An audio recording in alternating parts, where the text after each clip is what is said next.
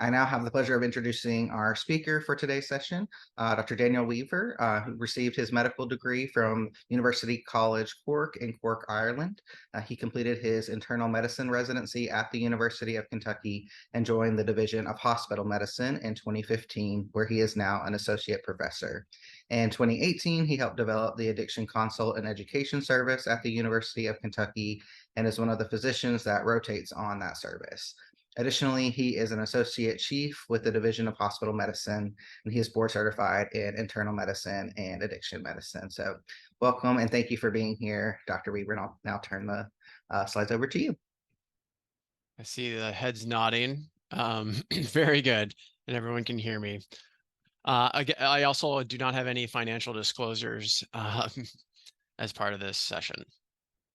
Learning objectives. I hope by the end of this session that we all recognize that alcohol consumption is common, and with that, we have the disease of alcohol use disorder that is also common. We're going to review how to learn to diagnose alcohol use disorder during a hospitalization and review management of alcohol withdrawal as well. I'm going to go through some risk factors for severe alcohol withdrawal and also review some techniques to improve management of these patients that are at risk for severe alcohol withdrawal. Furthermore, I'm going to review medications for alcohol use disorder. And hopefully, probably a lot of people attending this session already recognize that substance use disorders are chronic medical conditions, but hopefully this will help further develop that understanding. And I should note that I'm a hospitalist and an inpatient addiction medicine doctor. So that's mainly where my specialty is, and I see a lot of patients in the hospital. So I think this frame our discussion around a case, which is not atypical of a patient I would see here in the hospital. Ray is a 56-year-old man with chronic back pain, hypertension, opioid use disorder on buprenorphine/naloxone that presents to the hospital for alcohol withdrawal. He reports that he's been drinking half a handle of ancient age daily, which is about 20 shots a day. And so think about how you would manage his alcohol withdrawal as well as his alcohol use disorder. Like many, I guess, middle-aged men, I'm interested in history. So I think it's important to talk about our relationship in the United States and how it's intertwined with alcohol and our relationship with it. And so toward the end of the 1800s and early 1900s, there was kind of parallel paths in terms of America's relationship with substances, being opioids as well as alcohol. And the medical community in the late 1800s, early 1900s, were starting to recognize that substance use disorder, now they didn't call it a substance use disorder, but there was a medical component to that. And they started treating it like a medical disease. During that time, also, there was a temperance movement within the United States. And the thought was that these substances are causing a lot of damage in our lives and in our country, and maybe the best thing to do would be to ban it. And so this culminated in 1920 with the 18th Amendment of the Constitution of Prohibition. And so it was a famous constitutional amendment that happened in the United States. Right now we can't even picture that the Constitution would ever have another amendment, but they had this constitutional amendment in 1920, which banned the sale of alcohol. And there was a lot of debates during this time about, personal liberty. This is a free country. I should be free to drink my alcohol and get intoxicated. That were kind of at combatants with the people in the temperance movement. And there were protests about it. People did not like the banning of alcohol. Again, there's a lot of industry involved, a lot of money. And during that time as well, the criminal element, like we see with drugs, started bringing alcohol into the country illegally. And they, I think it's the Kennedys became rich on that, essentially, importing alcohol. So the short-lived amendment ended in 1933 with the 21st Amendment that essentially repealed the 18th Amendment. And they were like, well, this didn't seem to work out for us. And so we'll repeal this prohibition, and it didn't work. So that's kind of a brief history of the alcohol. And since then, alcohol has been legal within the United States. Now, there's certain pockets of the country where it's not legal to purchase alcohol, different reservations, Indian reservations, or, and, there's dry counties, etc. But in general, it's alcohol is legal in the United States. And it's quite intertwined in our culture as well as a lot of cultures, especially like European culture, when you think about it. And so, people associate trips to the beach with Coronas, drinking a nice Corona with the lime, log off of your computer and relax with a Corona. They try to get you all nostalgic with Budweiser on the holiday. Think about the Clydesdales. Or there's the most interesting man in the world with Dos Equis. Everyone wants to be him. They wish they were him. And then sporting events, nearly every single sporting event in our country is sponsored by some sort of alcohol, and you're inundated with ads for beer throughout. And most of the Super Bowl, for example, was sponsored by Bud Light. And so think of that in the setting if you're struggling with an alcohol use disorder, how challenging that can be. And that's um, I'm not in favor necessarily of prohibition again because it didn't seem like it worked, but think about how much more challenging it is for someone with an alcohol use disorder because they're inundated with these ads all the time trying to get you to buy alcohol. And even in our own state as well, in the state of Kentucky, we have a close relationship with bourbon. You can see there's the bourbon trail throughout the state, brings in a lot of industry. It's a $8 billion industry with 20,000 jobs and a significant payroll associated with bourbon in the state. And also the tourism industry is quite strong as well. There's been a surge in tourism, and it's also always been part of our state.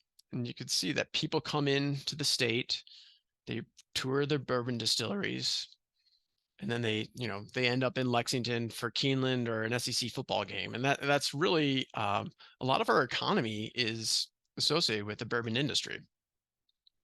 And what do people do on the bourbon trail? Well, they throw back shots of bourbon, as you see here.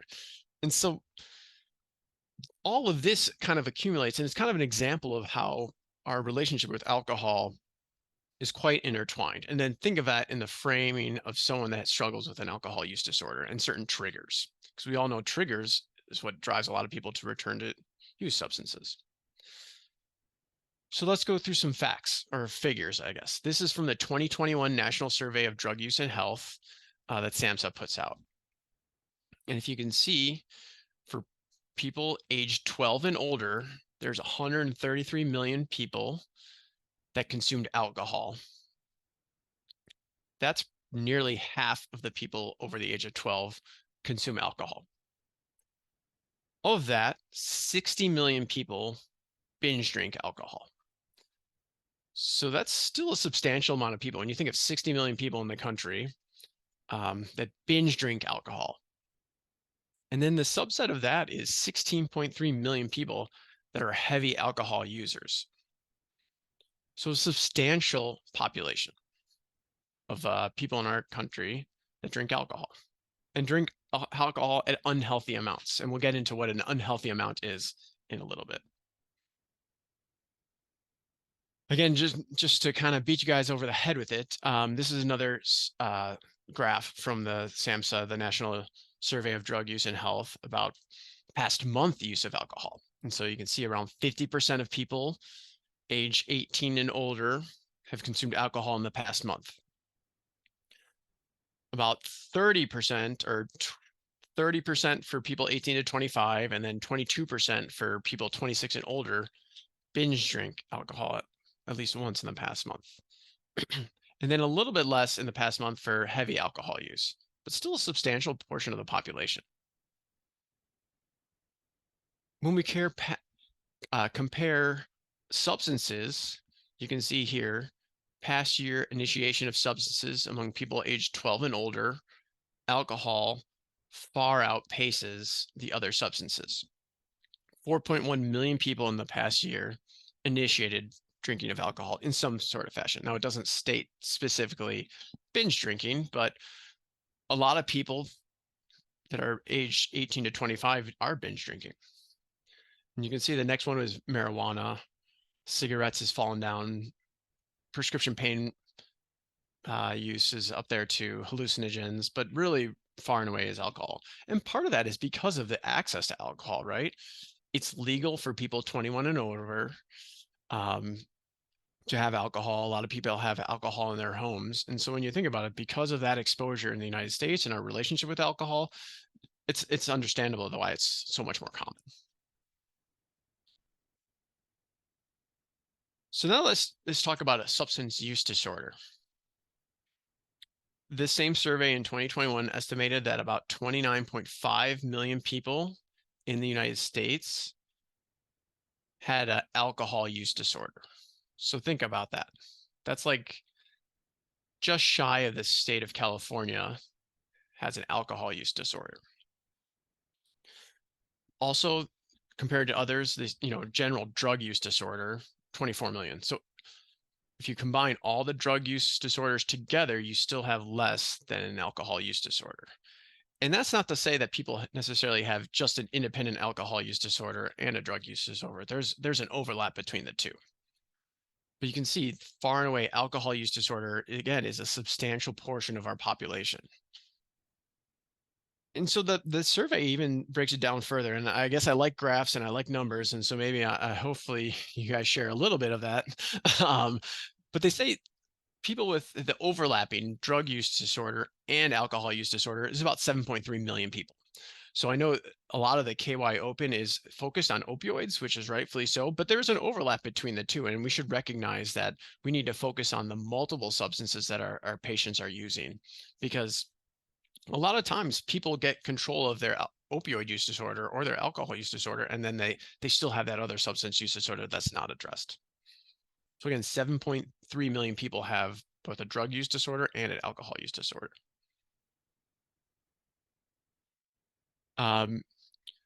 They estimate about 10% of this age group, a little bit leans heavier to men than women, but again, a substantial portion of the population of alcohol use disorder, very common substance use disorder, the most common.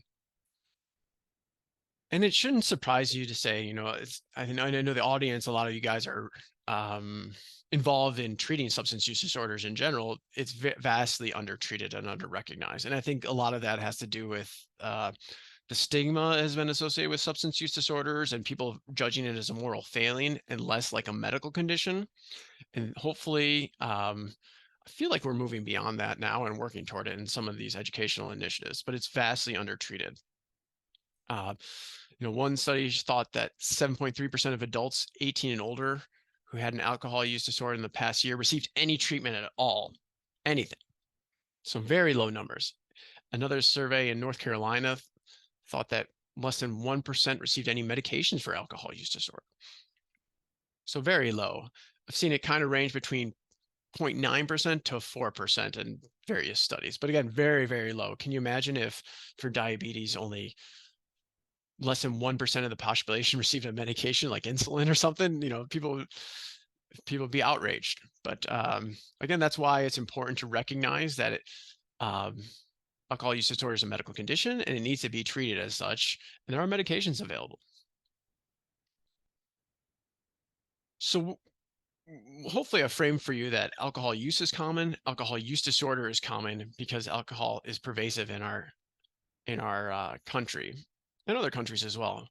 But this has a substantial impact on our health. And these are numbers from the CDC, the RD, they're alcohol attributable deaths. And so when you think about the harms of alcohol, there's kind of two different buckets, and there is some overlap between the two, but there's the acute harmful effects and the chronic harmful effects.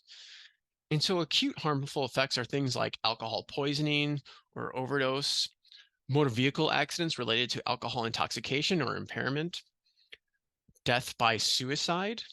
It's thought that alcohol could be present in 30 to 40% of deaths by suicide, and then accidents that occur when people are intoxicated.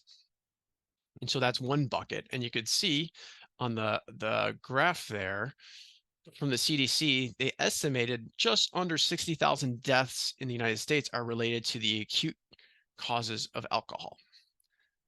Leans more toward men than women, but a substantial patient population. Then there are the chronic effects of alcohol. And this encompasses a lot of things. I think um, liver disease, especially, that's the one most people think about. But I think the one thing, and actually the one of the European cancer governing bodies came out with an announcement that physicians are not doing enough to educate the population about how much cancer is caused by alcohol, and it's almost considered a carcinogen. Nearly every single cancer can be made worse by contributing alcohol. And what I say, it's, alcohol use increases your risk of cancer and nearly every type of cancer. Heart disease as well as stroke can be related to alcohol use or chronic alcohol use. Pancreatitis, certainly pancreatic cancer. Pneumonia, there's a lot of pneumonias related uh, to alcohol use.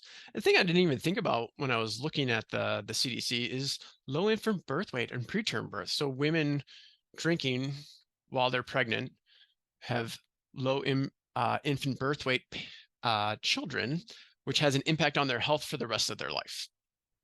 Or, even fetal alcohol syndrome, that types of thing. Seizures. If you have a seizure disorder, it's made worse. You lower your seizure threshold with alcohol.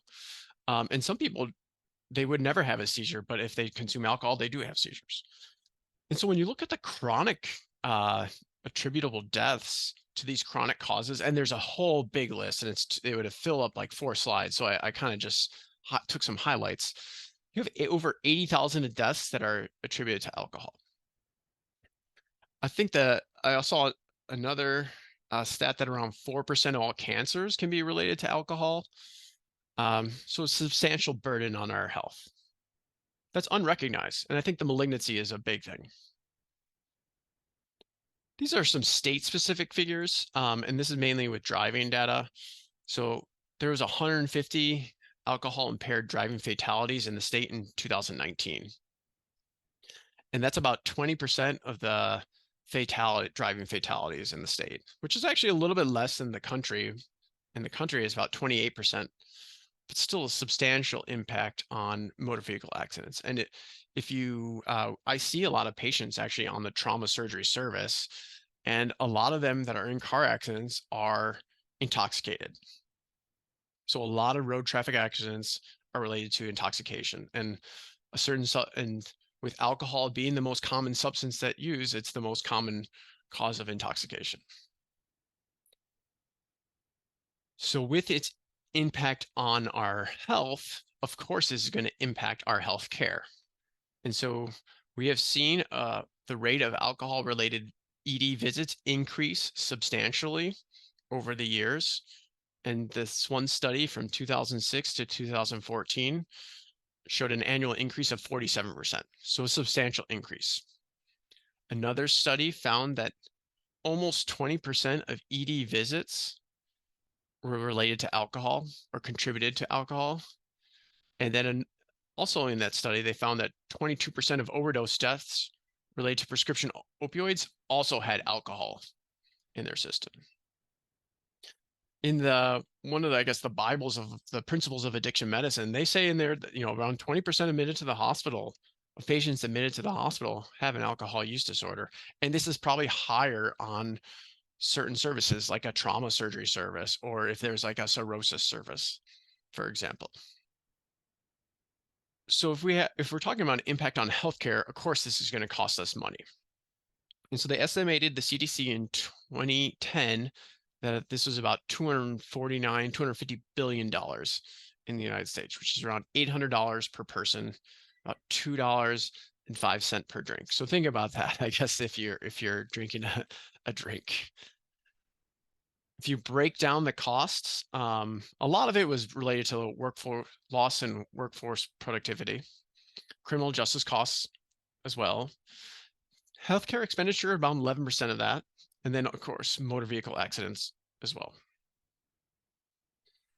Interestingly, and I guess when you think about it, it makes sense. A lot of this cost is due to binge drinking. Again, more people binge drink than heavy alcohol or have an alcohol use disorder. Binge drinking leads to intoxication, which leads to a lot of the acute complications of alcohol that we went through, death by suicide, motor vehicle accidents, etc. And again, just a refresher, binge drinking for men is 5 or more drinks, and for women, it's 4 or more drinks. And we'll go through that again. When we talk about Kentucky specific costs, it's around $3 billion. So pretty expensive in our state. Total cost per drink is around $2.36. Interestingly, I guess the cheapest cost per drink would be New Hampshire, and California was the most expensive. But California is kind of the most expensive for everything, I guess.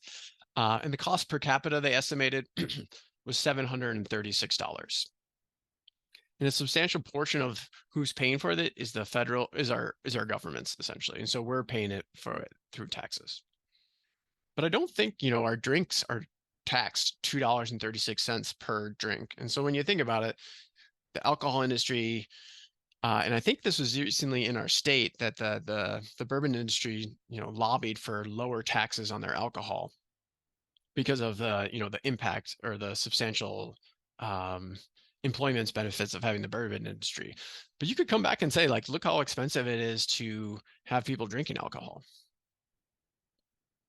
So how much alcohol is too much alcohol? Well, so for men, well, I guess first of all, when I first was learning about alcohol, I thought this was okay. You're good. You're safe if you drink less than 4 drinks on any day or 14 drinks in a week, and you're healthy. And there was a study that said, there is a certain amount of healthy drinking. It's good for your cardiovascular risk, but they're looking to more and more, and that no amount of alcohol has health benefits that outweigh the risks of alcohol. And so more and more clinicians and physicians are saying, actually, it's better not to drink at all. The original studies where they talked about, people that were moderate alcohol consumers, they actually didn't look at people's past compared to, there's people that didn't drink at all because they maybe have an alcohol use disorder in the past, and they didn't look into the details as much. So these numbers that are put out by the National Institute of Alcohol Abuse and Alcoholism, these are for at risk for developing an alcohol use disorder. So if you're a man and you drink more than 4 drinks on any day, or more than 14 drinks at a week, and then for women, 3 drinks on any day or 7 drinks per week, you're at risk for developing an alcohol use disorder, and that increases your risk. Binge drinking, again, 5 or more alcoholic drinks on the same occasion, 4 or more for women. And then heavy alcohol use is defined by SAMHSA as binge drinking on 5 or more days in the past month. So what is a standard drink? And I think this is another important thing that's we should talk to our patients about, is get down to the details of what they're drinking. And so it's important to know one standard drink is a 12 ounce of regular beer, around 5% alcohol. It's also between 8 and 9 ounces of malt liquor, which is a higher alcohol content. And so now with the craft beer industry, there are higher alcohol content beers. And so it's important to know actually what type of beer that they're drinking. I think another thing where people get us is they say, I drink a glass of wine, but a glass of wine, one drink is 5 ounces, and a lot of glasses are bigger than 5 ounces. So it's important to know how many ounces, I guess, they're drinking, or how many bottles. That would give you a better idea rather than just a glass, because most people pour more than 5 ounces of wine. And then a shot is around 1.5 ounces of liquor. And then it's also important, a lot of times, especially patients with alcohol use disorder, they tell you how much they drink, and they use terminology that don't always make sense because of I guess they're not always the metric system or the imperial system. So people say, I drink a fifth. So what is a fifth of alcohol? Well, it's about 16 shots, 750 milliliters. What's a handle or half a handle? Well, a handle is 1.75 liters, around 39 shots. The reason why they call it a handle is because a lot of those alcohol bottles have a handle on it. And so that's why it's called a handle, kind of interestingly.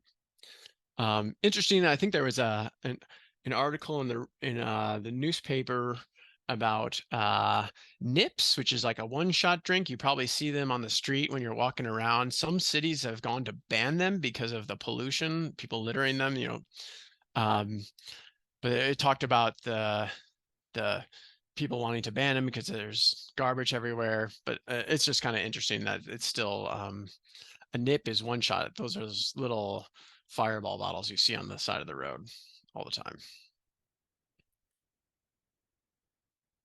Well, I went through some numbers, so let's talk back to addiction. So, addiction is a treatable chronic medical disease involving interactions among the brain circuits, genetics, an environment, and an individual's life experiences. And one of the things I hope I impressed upon you is that our environment has a lot of alcohol around us. And so it's quite pervasive in our culture. It's important also to note that treatment is as successful as for addiction as it is for other chronic medical disease, but it needs to be managed as a chronic medical disease and not necessarily an acute medical disease. So what's a substance use disorder? And I use blank because this is the same criteria from the DSM-5 for an alcohol use disorder, an opioid use disorder, a methamphetamine use disorder. It's all the same, and it's made it a little bit simpler, I think. And so you can see it's 11 points here, using larger amounts or longer than intended, a persistent desire or an unsuccessful attempts to cut down, excessive time spent recovering or obtaining use, cravings or a strong desire to use, a failure to fulfill major role obligations, giving up important social and recreational activities because of your use in physically hazardous situations, continued use despite knowledge of medical and physiological consequences, and continued use because of recurrent social and interpersonal problems, tolerance, and withdrawal. So I think this is probably a review to a lot of people that have attended this session because the DSM-5 is the same for all the substance use disorders. So let's think of Ray. He's a 56-year-old man with back pain, hypertension, opioid use disorder, on medicine, and he's coming for alcohol withdrawal. He's been drinking half a handle of Ancient Age daily. How would you manage it? Well, think about it. So he's coming to the hospital for treatment. So he's going to be spending some time recovering from his use in the hospital. So that's one. He's coming for alcohol withdrawal. So that's another point. He certainly has a tolerance, drinking half a handle a day. And he's coming because he's using longer than he wanted to use and he needs help. And so he's already scoring 4 points on the DSM-5 criteria. So he has at minimum a moderate alcohol use disorder. And I would argue that people presenting to the hospital for alcohol withdrawal or medically supervised alcohol detoxification automatically have an alcohol use disorder because they check at least these 4 boxes. You could always ask him about other things. How has your alcohol affected your life? And he could tell you different things like, does it cause conflict with his family? How about his health? What did he used to enjoy? What does he not enjoy? Or what does he not do anymore? And he would tell you these things. This is a different way to frame the DSM-5, and I actually liked it quite a bit. And I have a lot of screenshots I took from the ASAM Alcohol Use Disorder Resource Guide. It's about an 11-page PDF, and I actually even have a QR code that you can scan because I think it was really well done. I created a lot of this talk, and then I found this resource guide, and I was like, I have to share it with as many people as possible. So I think it's great. You can see that they group the part of the DSM-5 into cravings, loss of control, and consequences. I think it's just it's a great way to look at the DSM-5 criteria. So again, Ray, he has an alcohol use disorder and an opioid use disorder based on the DSM-5 criteria. So let's talk about alcohol and opioids. And I hinted on it a little bit. There's an overlap for alcohol use disorder and a drug use disorder. And a lot of people, and I find this in my practice, a lot of patients, have been quite stable on their methadone or buprenorphine for their opioid use disorder. And then they start moving to the alcohol, and they start drinking alcohol. And why is that? Well, they found that alcohol co-involvement increased in overdose deaths from 1999 to 2017, with the highest subtype being heroin, around 15%, and then synthetic opioids. Now, if they did this study in 2023, certainly synthetic opioids would be way higher because we have way more fentanyl now than we used to. And I haven't seen heroin metabolite on a urine drug screen in a number of years. And so, um, with our overdose deaths surging with the opioid crisis, I suspect that these numbers would be higher. But why does this potentiate overdose risk? Well, it accentuates the sedating effects of alcohol. It contributes to a reduced respiratory rate, and then the people have an increased risk of aspiration because alcohol impairs your cough reflex, and your cough is there to help you control your secretions in your mouth, or if you vomit, cough up your vomit, and if you're unable to do so, you're likely to aspirate into your lungs. So why is there a marriage between alcohol and opioids? Well, I think one of the unifying things that link it to is chronic pain. A lot of people with opioid use disorder struggle with pain as well as alcohol use disorder. People say they drink alcohol to help control their pain. Additionally, alcohol use disorder can cause some neuropathic pain. And if you talk to patients with an alcohol use disorder, you can find that they have a lot of pain in their pins and needles. It can even progress to ataxia, where people have trouble mobilizing. But it's estimated between 20 and 66% of alcohol-related neuropathic pain.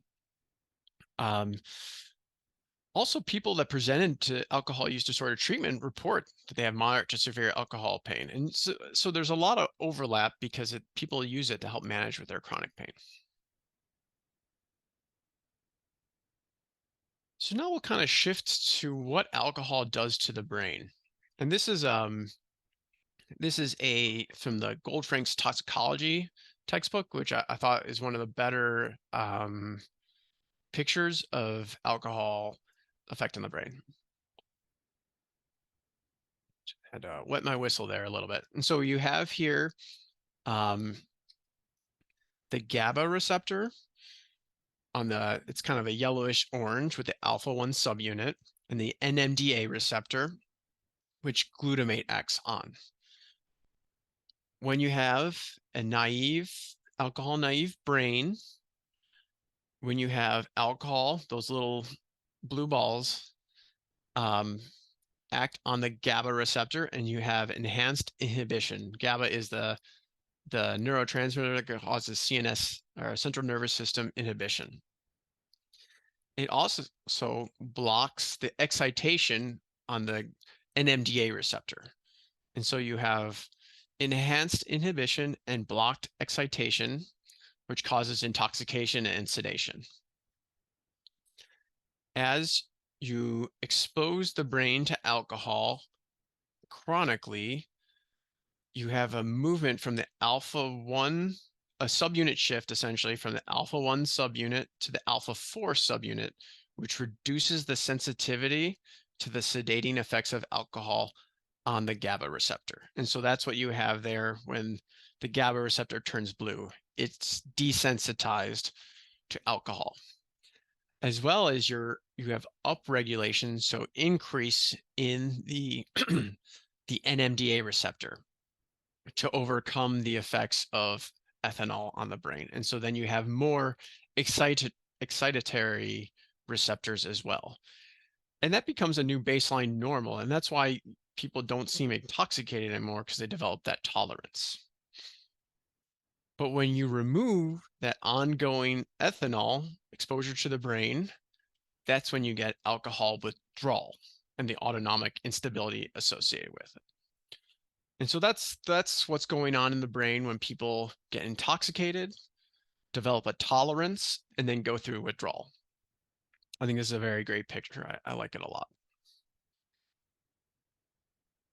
Alcohol is considered a promiscuous substance as well, so that it's not just GABA and GABA receptors and glutamate and the NMDA receptors.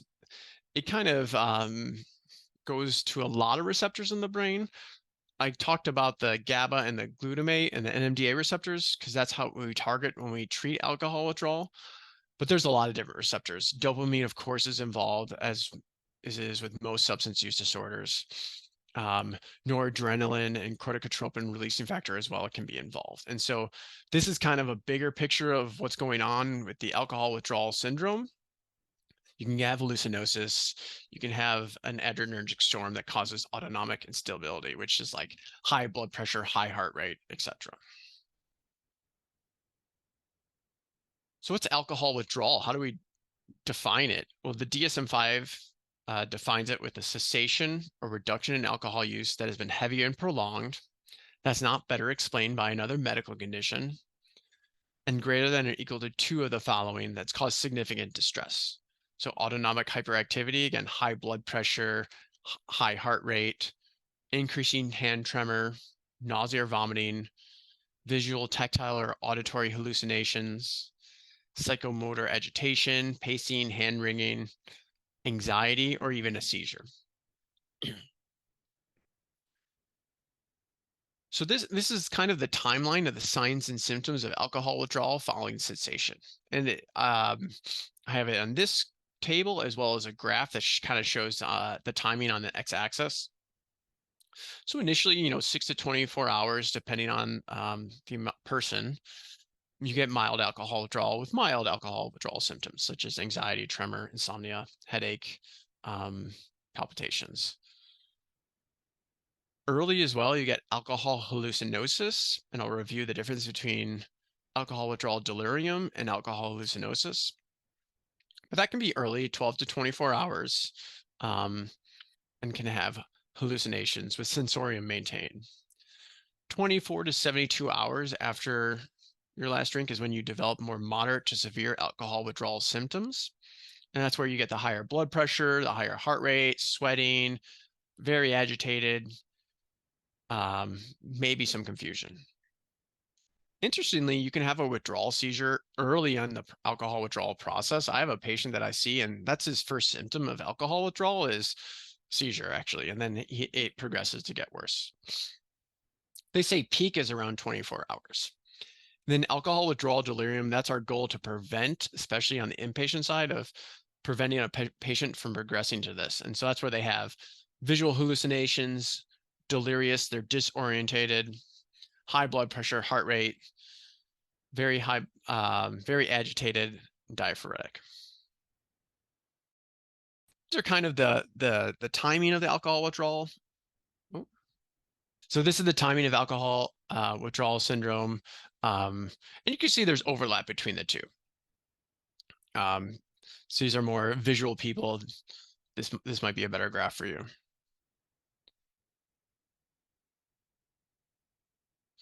So let's talk about alcohol hallucinosis versus alcohol withdrawal delirium. And as a young Dr. Weaver, this is something that stressed me out quite a bit when I had my first patient with alcohol hallucinosis, because I learned about alcohol withdrawal delirium or delirium tremens, and I had a patient who had just stopped drinking maybe like 12 hours earlier.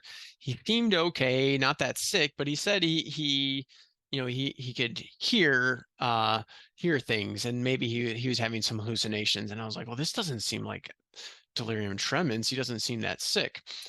But there's a difference between the two. So early during alcohol withdrawal, patients can still hallucinate or have hallucinosis. Alcohol withdrawal delirium is the more severe condition that we try to prevent. The big difference between the two is sensorium. And so is a patient delirious or not? Do they know where they are? Do they know their name? Do they know that they're in the hospital or at home or etc.? And so if their sensorium is maintained and it's early from their alcohol withdrawal, then it's alcohol hallucinosis. And that's good because that is better than alcohol withdrawal delirium. It's just a medical emergency essentially. And someone with alcohol withdrawal delirium needs to be in the hospital. And hopefully they present to the hospital before that happens so we can manage it here in the hospital. So those are the main difference between the two, if they're disorientated or they're orientated. There's some differences but there's kind of overlap in terms of what type of hallucinations they have. I should say also that delirium tremens or alcohol withdrawal delirium, there's more other alcohol withdrawal symptoms like autonomic instability, agitation, etc. But that's the main difference, is the sensorium. I know I'm an inpatient doctor, and so there are some patients that can be managed with alcohol withdrawal as an outpatient. Um, and it's important to identify those. The ASAM alcohol use disorder resource guide talks about patients that would be suitable have a good support system. Of course, only mild or moderate symptoms and don't have risk factors for developing severe alcohol withdrawal or delirium tremens. They have the ability to check in quite frequently. There's no significant medical comorbidities, and they're not, of course, pregnant, because that's a different case. And then they don't have a history of severe alcohol withdrawal. So how do we tease out the patients that are at risk for developing severe alcohol withdrawal that do require hospitalization? Well, there's MD Calc that has this prediction of alcohol withdrawal severity scale, or PAWS score, where you can input a lot of different data into your patient, and it tells you whether or not they're at risk for developing a severe alcohol withdrawal. A lot of what I do is talk to them about their history.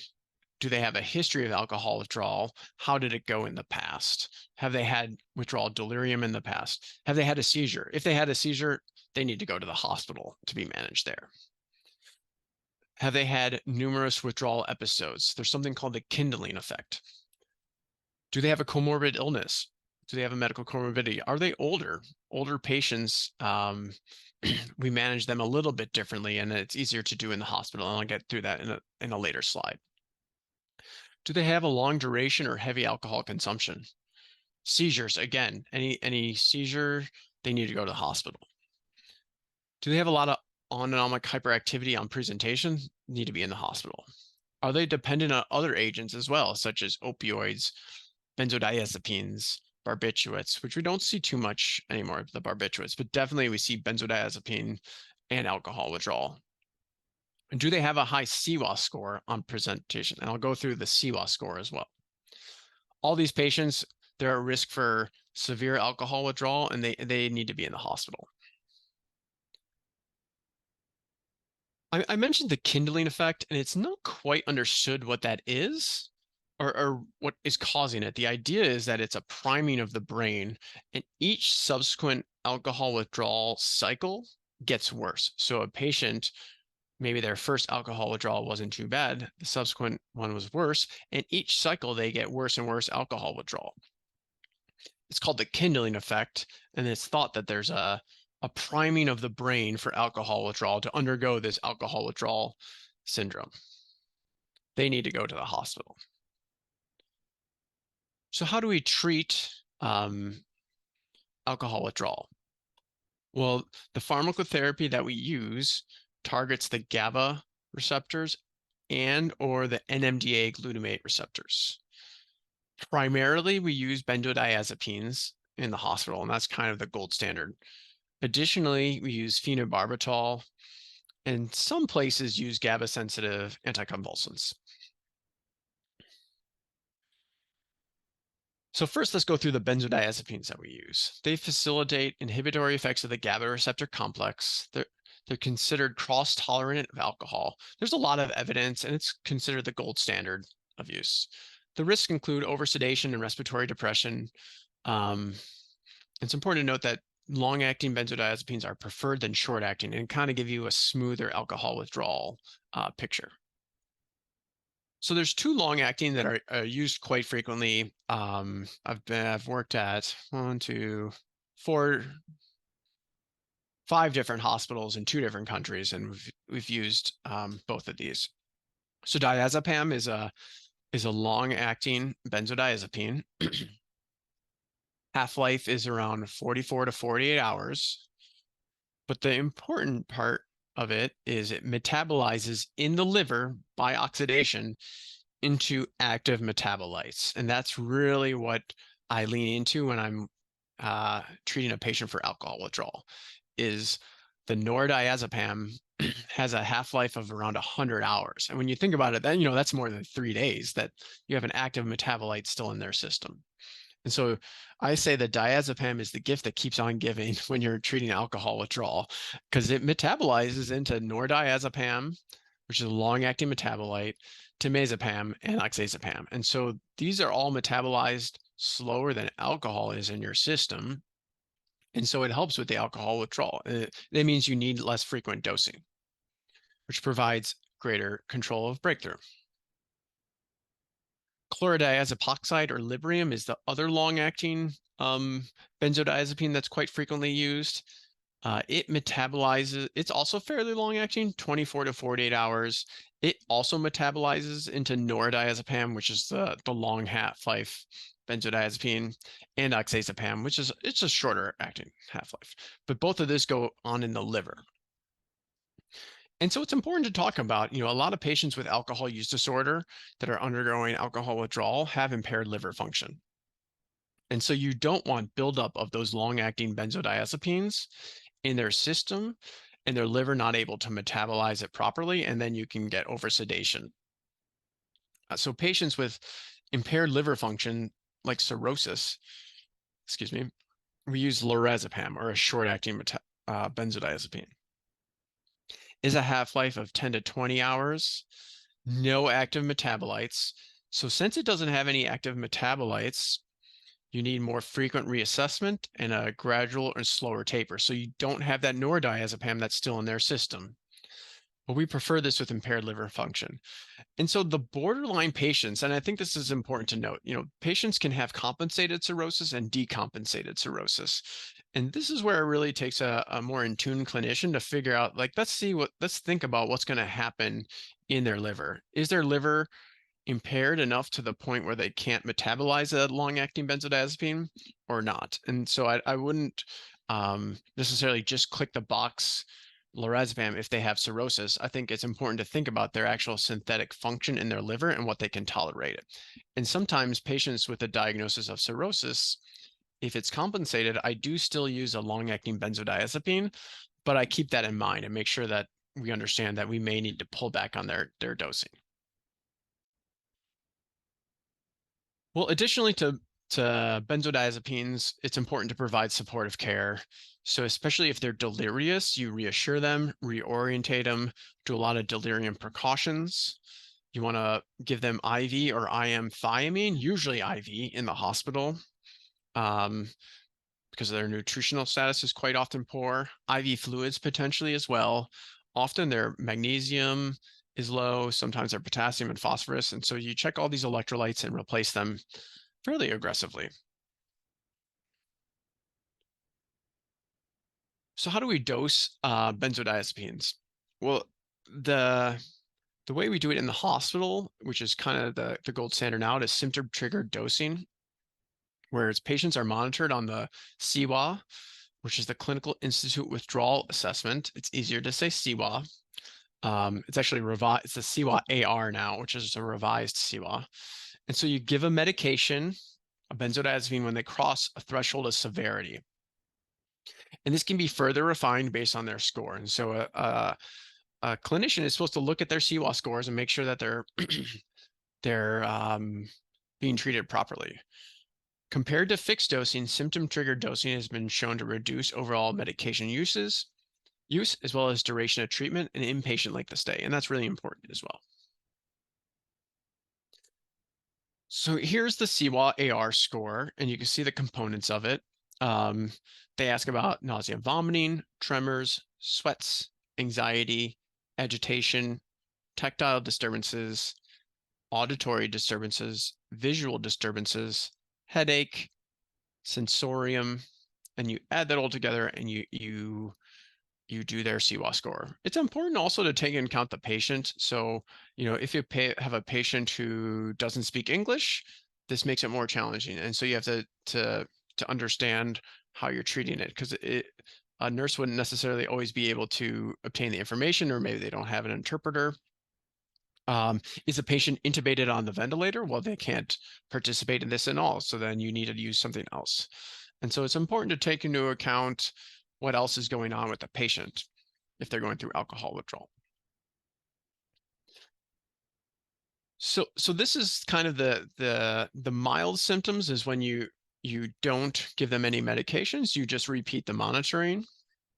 If they have moderate symptoms, you can see if they're on the long-acting protocol, you give them a diazepam, 10 milligrams, and repeat it in 4 hours. But it's important to note if you're on the lorazepam protocol, you need to give them a dose of medication and follow them up more closely because you don't have that long-acting metabolite. And you can see as the severity of the alcohol withdrawal increases, the dose increases, and the repeating of the CWA score shortens as well. One of the things I advocate for, and when I'm teaching our learners here is it's important for physicians or clinicians to be heavily involved in the alcohol withdrawal process. Don't just click the box and have the nurse-driven CWA protocol. And so I advocate, if you're admitting someone to the hospital with alcohol withdrawal, they're likely at high risk for severe withdrawal. So you should do something such as front loading at the beginning. They're going to be in the hospital. You're just waiting in anticipation for them to go through alcohol withdrawal. But if you know that they can get a benzodiazepine with some of the active metabolites in their system for a period of time, maybe that alcohol withdrawal will be a little bit smoother. And so front loading has been shown to reduce the duration of treatment, reduce the incidence of withdrawal seizures, and reduce the duration of alcohol withdrawal delirium. And so if they're high risk for severe alcohol withdrawal, they're already experiencing severe alcohol withdrawal, it's important to give them a front load. So some examples. So if you have someone presenting with a high CWA as well, I advocate giving them 10 to 20 milligrams of diazepam every hour until you get that CWA underneath 10. And then you'll have that medication in them. They should have a smoother alcohol withdrawal course. It's important to monitor for oversedation during this time as well. I think, let's say you have someone that's never really withdrawn from alcohol, you're not sure where it's going to go. I would advocate just to give them one dose of diazepam. It's not going to hurt them and might help them. It certainly will make their off ramp of alcohol a little bit more smooth. And if you're already admitting them to the hospital, you've bought them at least 24 hours in the hospital, so you're not going to increase their length of stay. So I think definitely if you're admitting someone to the hospital with alcohol withdrawal, you don't need to be so stingy with the benzodiazepines to wait 24 hours for them to go through alcohol withdrawal. I did talk about symptom triggered dosing, so I should talk about a little bit about fixed dosing. This used to be more in favor. It's where you give a predetermined dose administered in fixed intervals, and then you gradually taper it over several days. This can be further refined using the CWA scoring. And of course, it can always be adjusted. But it's important, this used to be done more inpatient, but I think certainly inpatient, we've gone away from this. As an outpatient, certainly it makes sense to do fixed dosing because you don't have the frequent monitoring that you do on the inpatient side. An old medicine that's now making a comeback, or I'd say it has made the comeback, is phenobarbital.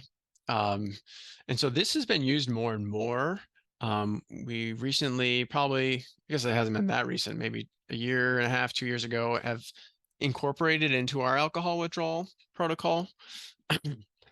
It's available both oral and IV. What is good about it is it acts on that GABA receptor as well as that NMDA receptor. Now, benzodiazepines just work on the GABA receptor. It also has a long half-life. Also, maybe it has a narrow therapeutic window. And so you do need to assess for nystagmus, dysarthria, oversedation, that type of thing.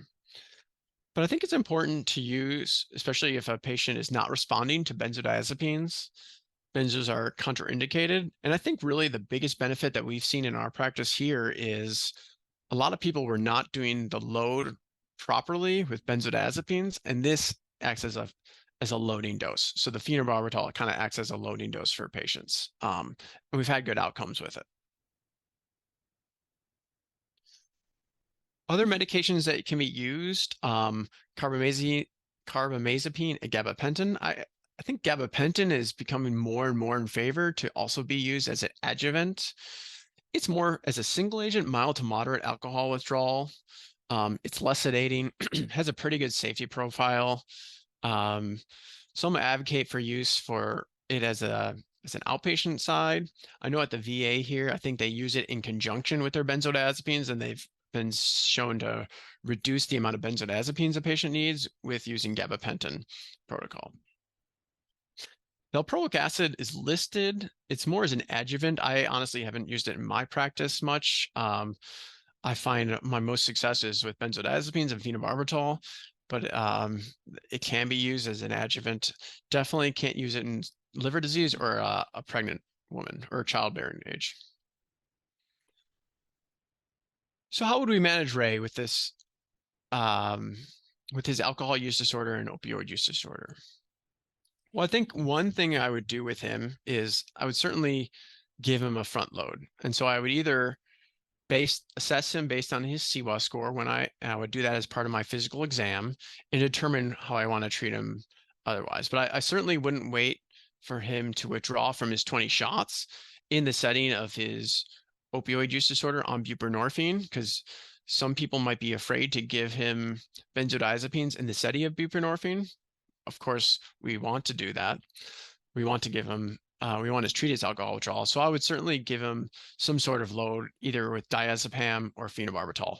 And a lot of that depends on, I guess, where I was in my shift and who was taking over for me and their comfort level. So if it was early in my shift, and I was able to check on him multiple times a day, I probably would do diazepam. If I was on an admitting shift overnight, and I wasn't able to frequently check in, or if it was kind of going off shift, I probably would give him a load of phenobarbital. And then we would use the nurse-driven protocol with CWA scoring and symptom-triggered dosing. And of course, I'd give him IV thiamine, some fluids, and replace his electrolytes. So once we've gone through the alcohol withdrawal, what would we do next? Well, again, like I said, very few individuals receive any treatment with medications for alcohol use disorder. And again, this is a chronic medical disease that requires ongoing treatment and relapse prevention. And so treatment includes medications, psychobehavioral interventions, social support, and lifestyle changes. And so this is an important aspect that us as clinicians and physicians need to do, and pharmacists that matter, should suggest. Our pharmacists often tell me, have you thought about DVD prophylaxis? I think this is another thing. If someone gets admitted to the hospital for alcohol use disorder, we should all think of, is this patient appropriate for medications as well?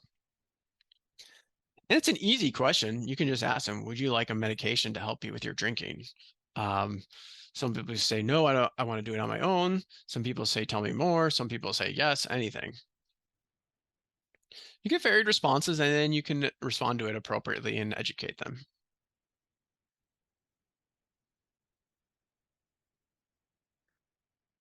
So this is, again, I said I like the alcohol use disorder resource guide from ASAM. This is the medications for alcohol use disorder. There's FDA approved ones and off-label ones. We have the QR code, so you don't need to take pictures of this or anything, or maybe I'm the only one that likes this thing. But anyways, so these are the main medicines that are used, and these are the medicines I use in my practice, except for disulfiram. I don't really use that one. So first, we'll review the FDA-approved medications. There's disulfiram, naltrexone, or camprosate. So the first one I'll go through is disulfiram, or antabuse. You must abstain from alcohol for at least 12 hours, because where it acts is at the acetaldehyde dehydrogenase. And so if you drink alcohol, you have buildup of acetaldehyde. So the ethanol gets metabolized by alcohol dehydrogenase into acetaldehyde, but then the acetaldehyde dehydrogenase is not working because of the disulfiram. So then you have buildup of acetaldehyde, which makes you feel terrible. And so the way you dose it is 500 milligrams daily for the first 1 to 2 weeks, then 250 milligrams. There's a good amount of contraindications, including hypersensitivity, flagyl, alcohol-containing preparations, if they have psychosis, coronary artery disease. Side effects are mainly fatigue, acne, headache, and then some sexual dysfunction, some change in taste. The main reason why I don't use it is there's not a lot of evidence that it's effective. And so what happens is that people just don't take it if they want to drink alcohol. There's certain scenarios that I've heard that it's being effective, supervised dosing. So you have a spouse that's will give them their medications every day and they will take their medications every day. So that might work in that scenario. I've heard of experts, I've heard a lecture at Boston University expert that said he had a patient that actually was very successful in this. And what he would do is he would be triggered to drink alcohol in certain scenarios like work functions. And so he would take a disulfiram or an antabuse before he went to those functions, and he knew he would get deathly ill if he drank alcohol, so then he wouldn't drink. And he was not triggered in other scenarios, so that's why it was effective for him. I should say that most patients, when you talk to them, say, "Are you interested in a medicine for alcohol use disorder?" They'll say, "I don't want antabuse." And so I say, "No, not that antabuse. I'm going to talk about these other two." And so the first one, or the second one I'd like to say is naltrexone. It's a non-selective opioid antagonist. So it's FDA approved for opioid use disorder as well as alcohol use disorder. It's for kind of relapse prevention for opioid use disorder. It decreases the opioid activity and modulates dopamine-mediated rewards of alcohol. So it reduces kind of the euphoria associated with alcohol. One meta-analysis found that the number needed to treat was 20 to prevent one person to return to any drinking. And the number needed to treat was 12 for one person to prevent one person to return to heavy drinking. So it kind of helps twofold. It helps with binge drinking. So some people would reduce their alcohol intake, which is a win. That's a harm reduction aspect. They go from drinking 5 beers a day to 2 beers a day. That's a substantial improvement in their health outcomes. And then if they stop drinking, of course, that's also a great outcome. There's another study that showed that it reduced readmission rate if it was given on discharge from a hospital, which is a win for the hospital. It can be given oral or intramuscularly every 4 weeks intramuscularly, 50 milligrams daily orally. Contraindications would be acute hepatitis or liver failure, so their LFTs are greater than 3 times the upper limit in normal, or the INR is greater than 2. If they're using opioids chronically, this would put them in withdrawal. So someone like Ray, who is on buprenorphine, naltrexone wouldn't be a great option.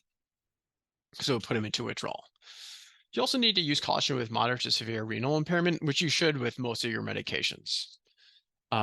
Again, with Ray, some people would ask, well, why don't we just use naltrexone to treat his opioid use disorder and his alcohol use disorder, and then he just has to take one medication?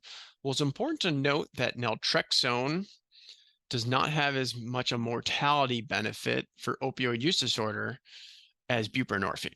And so that's important too. And it's important to consider that naltrexone just kind of helps with relapse prevention and doesn't really help with the management. It doesn't manage your cravings.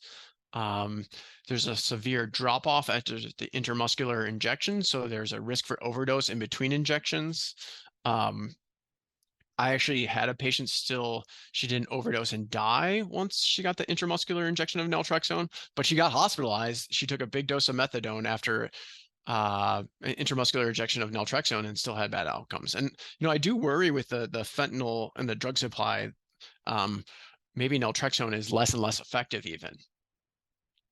So the side effects for naltrexone, so I guess for Ray, naltrexone wouldn't be a great option, is my long answer for that. Side effects of naltrexone can cause some abdominal pain, diarrhea, some nausea, maybe a little bit sedation, insomnia, and headache. The reason why we look at LFTs is when they studied the medication, Of around 400 patients, about 12 had a reversible elevation in their LFTs. So their LFTs went up, they stopped the medication, their LFTs went back down. Pretty safe medication, though. The third FDA-approved medication is acamprosate or Camprol.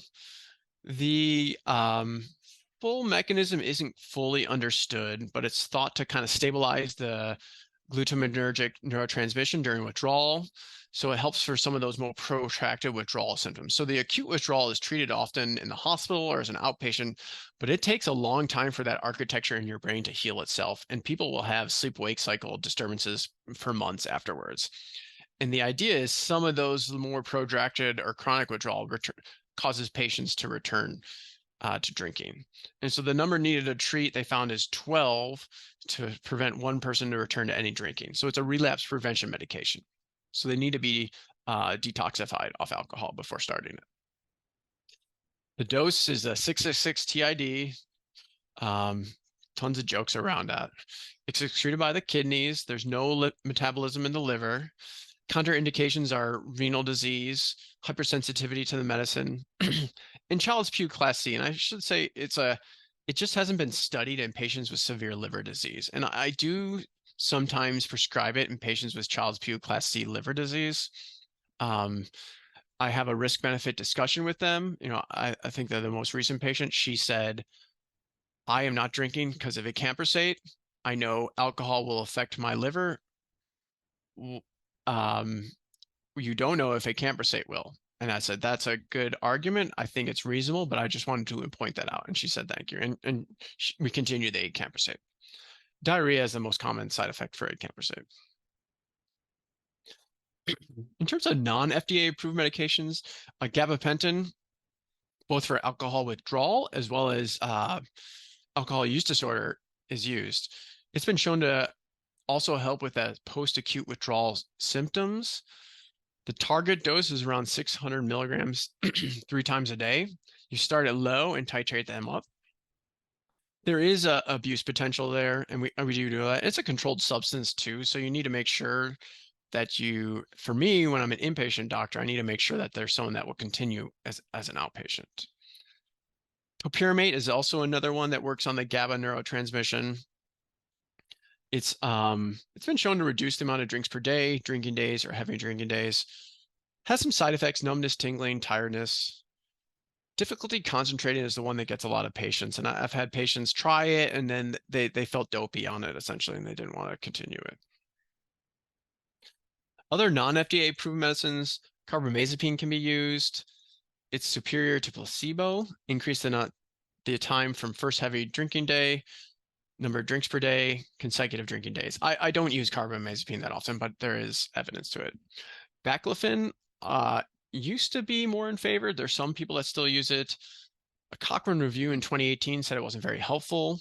My concerns, and I don't use it, is one, you need high doses to be effective. In the studies that said it was effective, they used pretty high doses of baclofen, and you can withdraw from it. And so you don't want another medication that someone can withdraw from if they can't get it. They can get pretty sick. There's also, it's important to not just use a medication for alcohol use disorder, and there's a lot of behavioral therapies as well.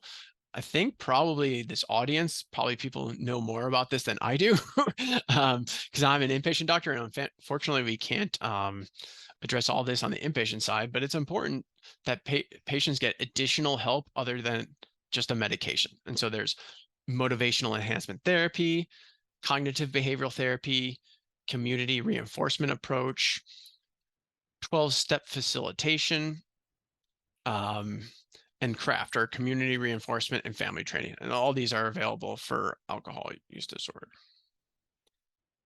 So again, this case, for Ray, he's a 56-year-old man with his opioid use disorder, chronic pain.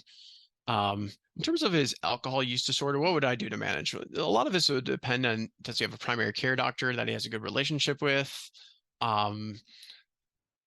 How does he feel about his medicines? What about his buprenorphine clinic? That type of thing. But I think my 2 options probably would be acamprosate.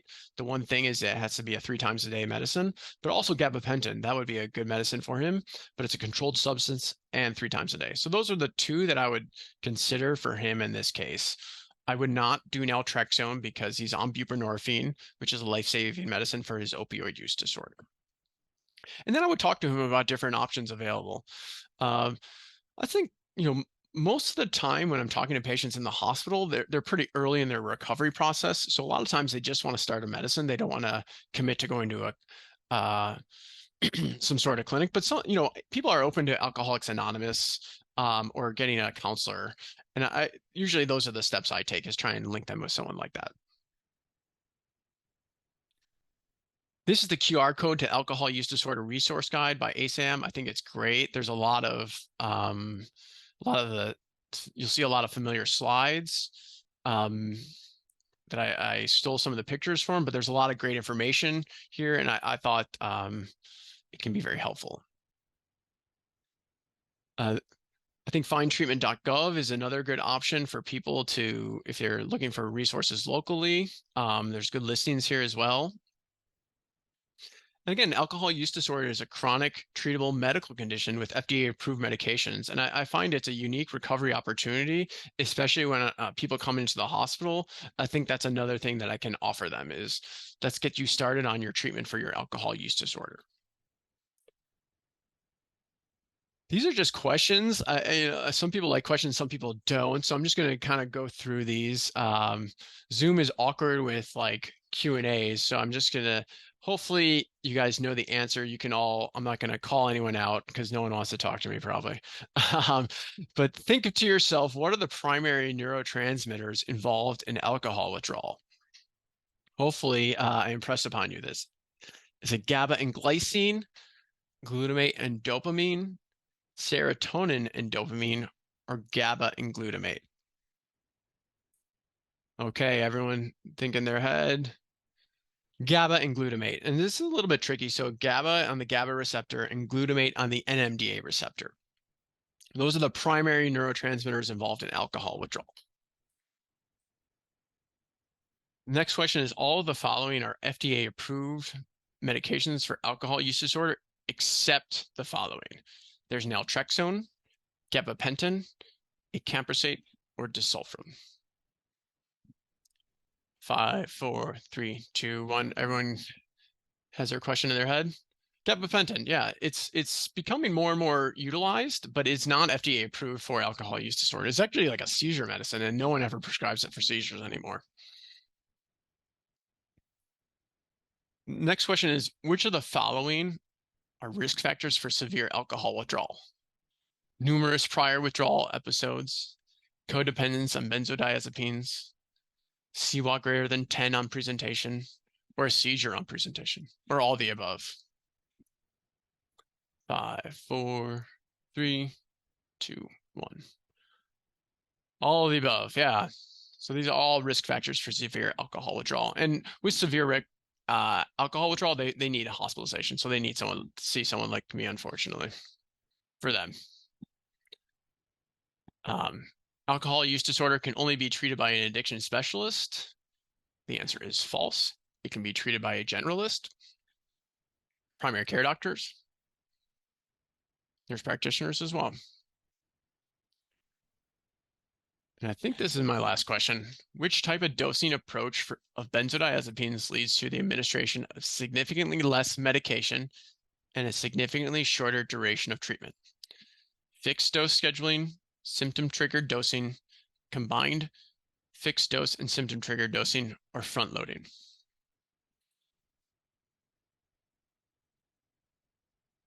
Symptom triggered dosing. There we go. You guys all got 100%. Okay, so these are my learning objectives. Hopefully, you guys are more familiar with alcohol use disorder and how there's an overlap between opioid use disorder and alcohol use disorder, and are familiar more with some of the medications with alcohol use disorder as well. Here's some of my additional references.